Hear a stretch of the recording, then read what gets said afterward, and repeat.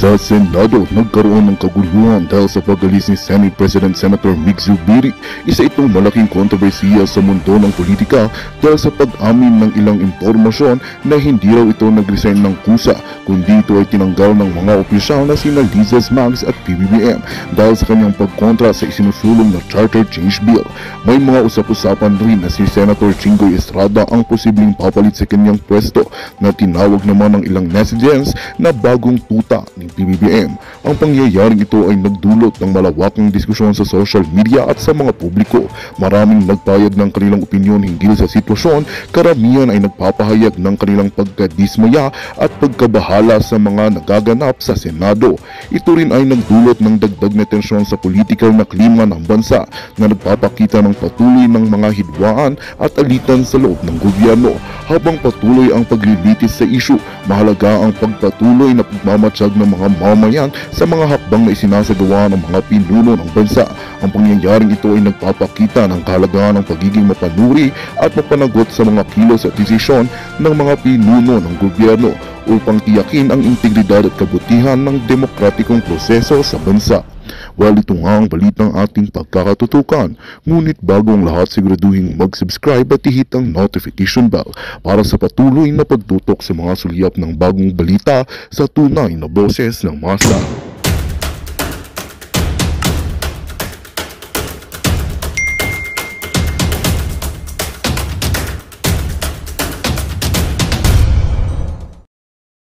Gandang araw mga kaibigan.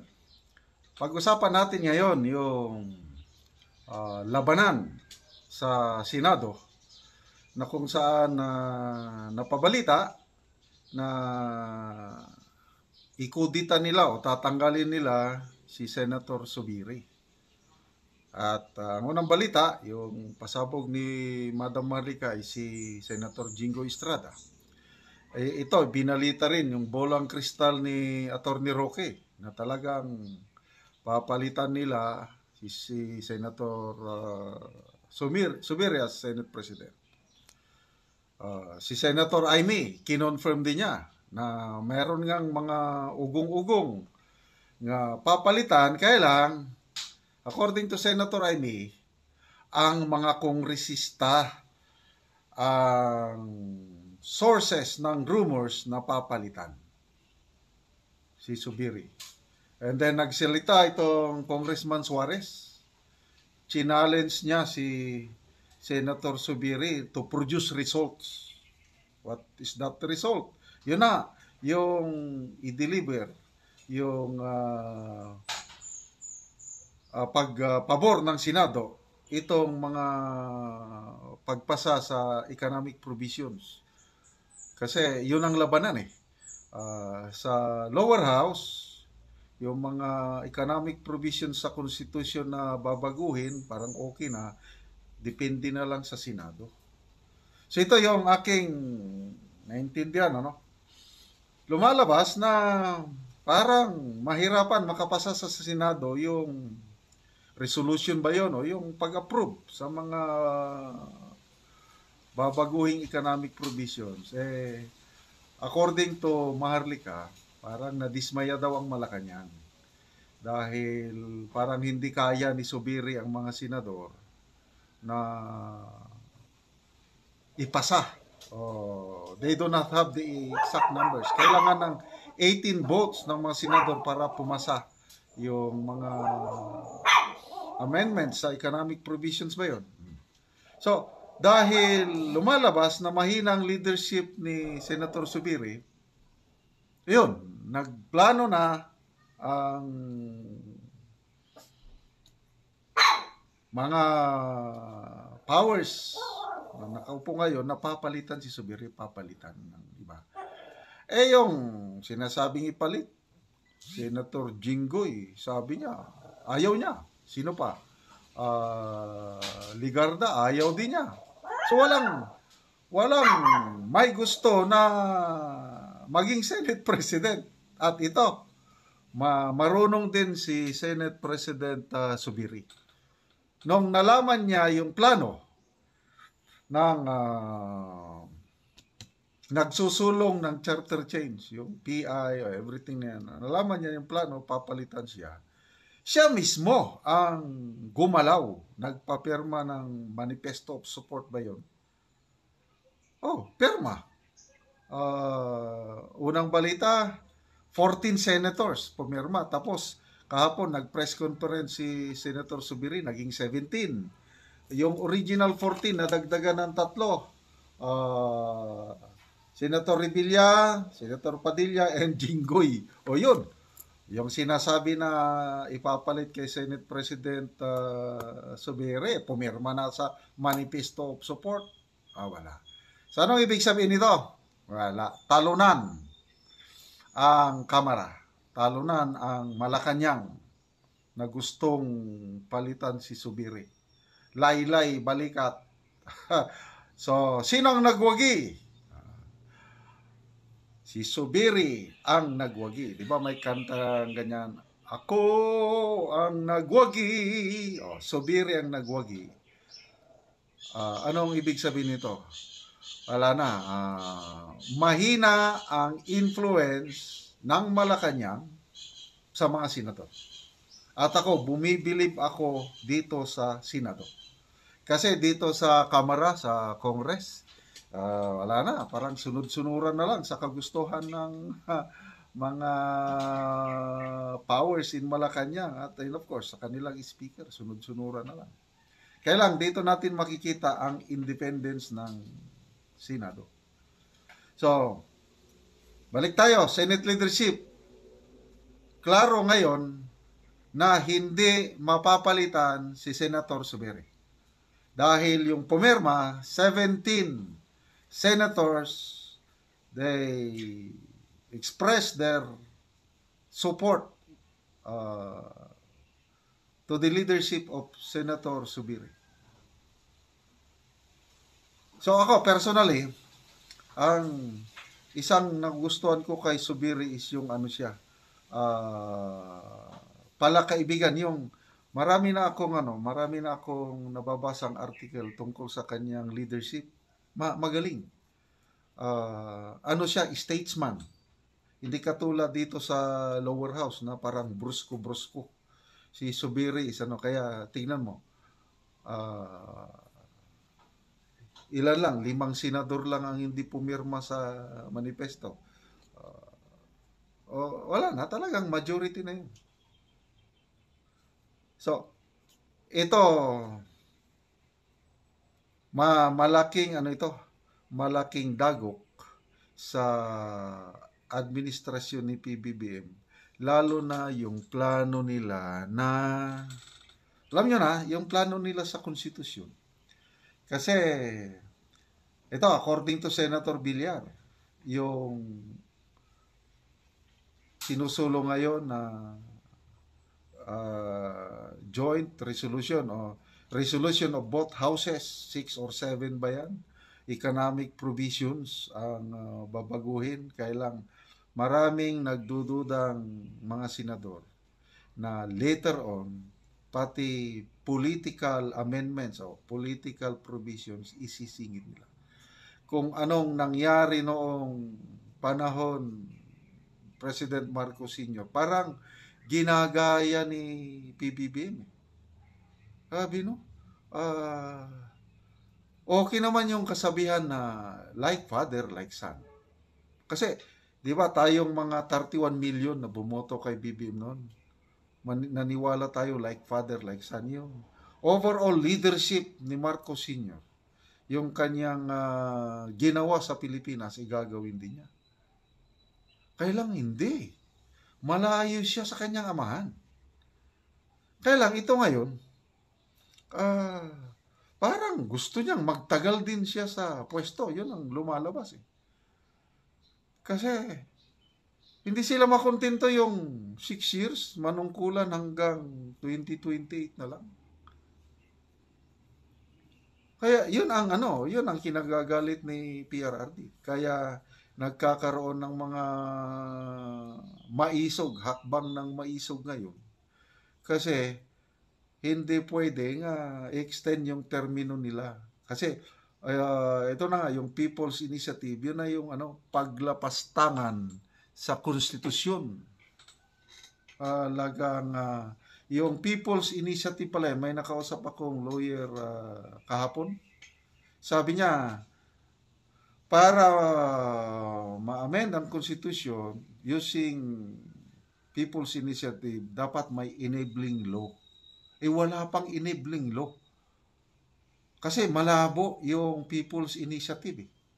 Although nakalagay sa Constitution, kailangan paliwanag na Atty. Roque, parang malabo-law, nakaligtaan ng mga framers ng Constitution. Lalo na yung aspect na kung Constituent Assembly, voting as one o joint ang Congress and Senate o separately, yun po ang nakaligtaan. Kaya yung People's Initiative na yan, ang gusto nila, yung perma-perma na yan, jointly na ang botohan para, matatalo ang mga senador kung jointly. Kaya ito, lumalaban ang mga senador na dapat separately. Kaya yung economic provisions na minamarathon hearing nila ngayon para bago daw mag-Holy Week, tapos na para isubmit na sa Senado. Wala. Sa nakikita ko, hindi yon makakalusot. Hindi, kailangan, they need 18 senators na papabor sa mga revisions sa economic provisions. Kaya lang, sa ngayon, marami na nagsabi, Senator Villar, sabi niya, they lack the numbers. Kaya, yun po, yung nadismaya ang Malacanang dahil si Senator Zubiri, hindi siya makakuha ng 18 votes, 18 senators na papabor doon sa yung joint resolution of both houses, 6 or 7 ba yun, hindi siya makakuha. Kaya gusto nilang palitan, hoping na ang susunod na Senate President ay makakuha ng 18 votes. Ngayon, walang gustong kaya congratulations, Senate President Zubiri, you stay there.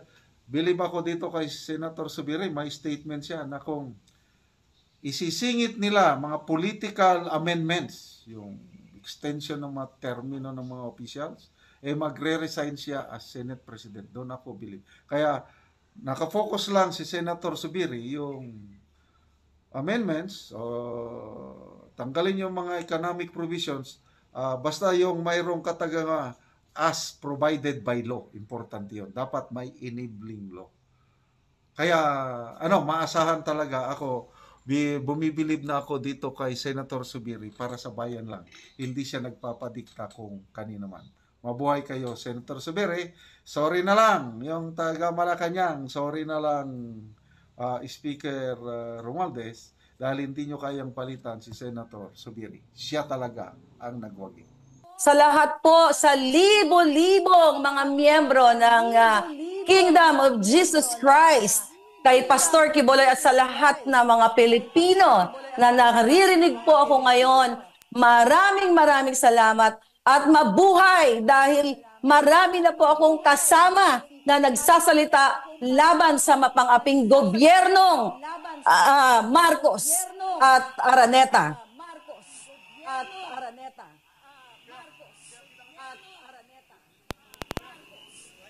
Sige, go ahead, Maharlika. Go ahead. Okay. Sige, So, tuloy-tuloy na po natin. Nandito po ako, mga kababayan, para magpasalamat sa inyo sa pagsama sa atin lahat dito na nagpapahayag ng katotohanan. Itong araw na ito at sa mga susunod na araw ay ang pinakamahalagang prinsipyo na dapat natin ibahagi sa lahat ng Pilipino, ang prinsipyo ng demokrasya. Dahil po binabawi o sinusupil ng gobyernong mapang-api ang demokrasya na sana ay maghubog sa future ng ating bayang Pilipinas. Ang magiging batayan ng pag-unlad at pagkapantay-pantay, kalayaan, at hustisya sa ating bayan na binabawi po lahat sa atin ito. Sa panggigipit, hindi lang po kay Pastor Quiboloy, kundi isa po ako sa unang ginipit ng gobyernong ito na sinuportahan ko simula noong 2015 hanggang po sila ay manalo. So sumuporta po ako sa gobyernong Marcos Araneta dahil mga kababayan, sa hindi pa nakakaalam, hindi naman po talaga si Marcos Jr. ang nagpapatakbo ng Pilipinas, kundi ang kanyang ahas na asawa na si Liza Araneta Marcos, na siya ang nagdedesisyon kung bakit nagkaletse-letse ang ating gobyerno o ang ating bayang Pilipinas. Ating bayang Pilipinas. Gobyerno o ang ating bayang Pilipinas. Mga kababayan, bayang Pilipinas. Mga kababayan, bayang Pilipinas. Mga kababayan, bayang Pilipinas. Mga kababayan, Pilipinas. Mga kababayan, Nung ako po ay sumuporta sa kanila mula 20 sa kanila hanggang sa Vice President Junior ay nagsabi na siya ay dinaya nung panahong yon. Nandoon po ako sa kanila. Tinulungan ko po sila ng walang kapalit na anong halaga dahil naniniwala po ako noon na siya ay dinaya at ang kanyang intensyon ay para talaga sa pagbangon ng Pilipinas. Pero after po ng 2022 election, yung kanya pong laban tungkol dyan na siya daw ay nadaya, ay nakalimutan na kasi lingid pala sa kaalaman ng milyon-milyong Pilipino ay nakipagsabwatan ang Marcos at lalo na ang kanyang asawa na si Liza diyan sa Smart Magic. Natakel na po yan ni Atty. Glenn Chong. But anyway, ang gusto ko lang po sabihin sa lahat ng nakikinig ngayon sa buong mundo na huwag po tayong matakot. Alam ko, lahat po tayo ginigipit, lahat ng mga kritiko, lahat ng mga nagpapahayag ng opinyon dahil po tayo ay sukang-suka na sa gobyernong ito na pinangakuan tayong ibangon. Pero ang bumangon po sila lang.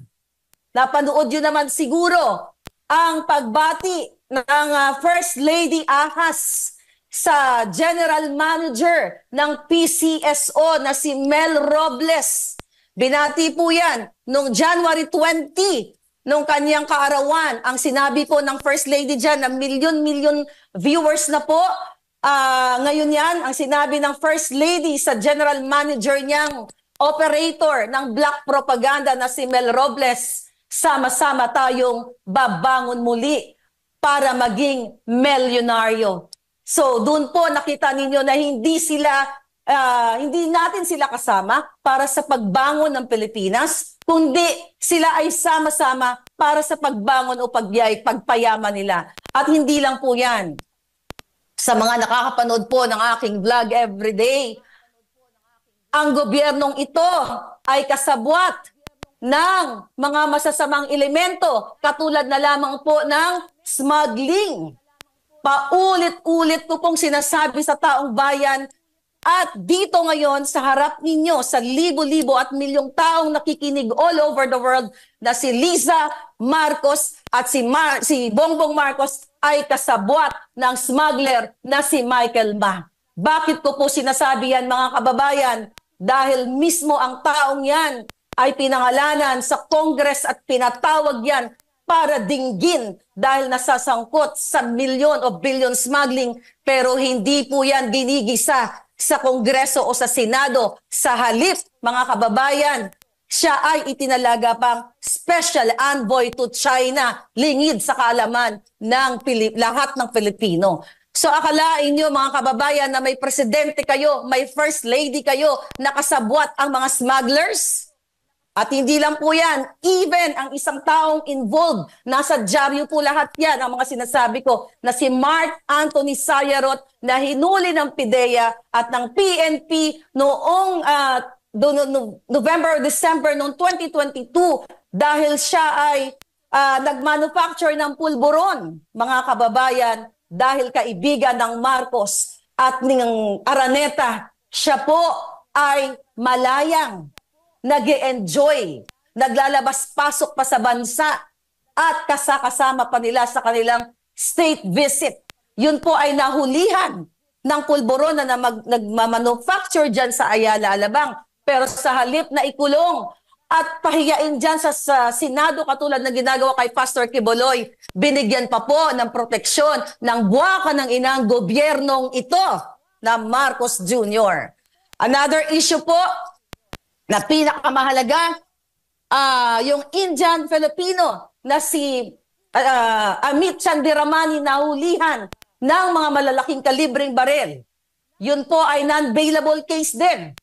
Pero sa halip na ipakulong at ipatawag dyan sa Kongreso para imbestigahan, katulad dyan sa ginagawa muli ni Ontiveros kay Pastor Quiboloy, yan po kahit non-bailable ay pinalaya rin ng ating gobyerno. Pinalaya ng mga kasabwat ni Lisa dahil inarbor po yan ni Mel Robles na General Manager ng PCSO dahil kaibigan niya yung nahulihan ng matataas sa kalibre ng baril. Ulitin ko po muli, confirm po yan. Dahil mismo na may kaibigan ako sa PNP, tinawagan ko kung totoo ba. At kaya ko po yan tindigan sa kahit saan ako ipatawag. But mga kaibigan, ang gusto ko lang po mga kababayan, na marating nating lahat ay magsama-sama tayong lahat na mag-express ng ating saloobin, ng ating opinyon, ng ating pagdismaya sa gobyernong ito sa kanya mga pinangako noong siya ay nangangampanya pa lang. Nabudol po tayo. Kaya po tayo sumuporta dahil nangako siyang tayo ay ibabangon sa kahirapan. Tayo ay bigyan ng mga oportunidad, tulungan ng mga mahihirap para magkaroon ng trabaho. Pero paano naman po kayo magkaroon ng trabaho kung bilyon-bilyon po ang ninanakaw nila sa Kongreso at sa iba't ibang ahensya ng gobyerno, katulad na nga lamang sa smuggling at kung ano-ano pang pagnanakaw sa iba't ibang ahensya, napupunta po sa kanila ang pera. So, paano kayo magkaroon ng trabaho? Paano kayo magkaroon ng opportunity? Kung naalala ninyo, nangako si Marcos Jr. na sinasabi niya na kapag siya ay naupo, ang mga OFW ay malilimitahan